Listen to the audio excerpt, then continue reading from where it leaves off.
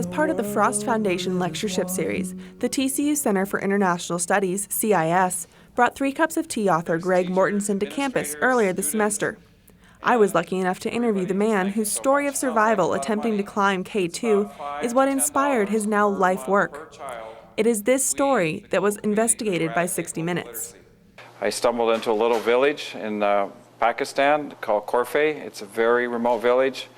The people were friendly and incredibly hospitable, and one day I saw 80 children sitting in the dirt during their school lessons. And although I'd seen a lot of poverty in Africa where I grew up, those kids really touched me, and I was so impressed. Here are some children, they're basically starving. They have few clothes, it's cold.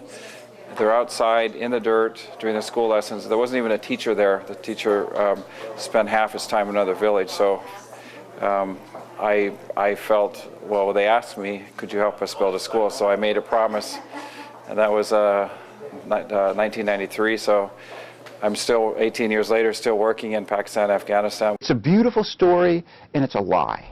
John Krakauer is also a best-selling author and mountaineer who wrote Into Thin Air and Into the Wild. He was one of Mortenson's earliest backers, donating $75,000 to his nonprofit organization.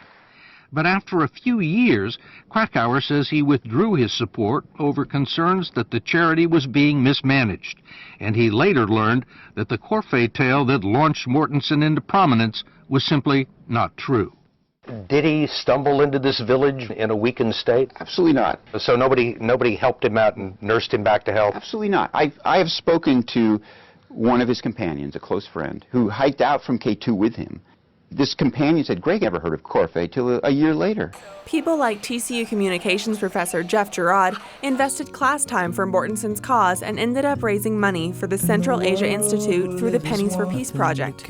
The accusations made make him question using this book again. Anytime something like that is exposed, I feel an obligation to my students to either warn them up front, hey, this is a very good book, but the contents have come into question.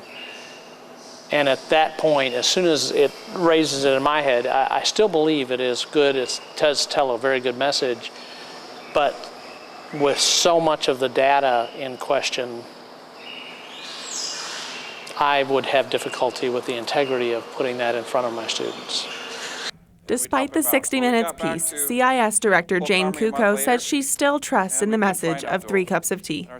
I do think a person like Greg, who has dedicated his life to this cause, and if you've read 3 Cups of Tea, the poverty, frankly, that he's endured, the very minimal, I mean, he went for years without income of a substance.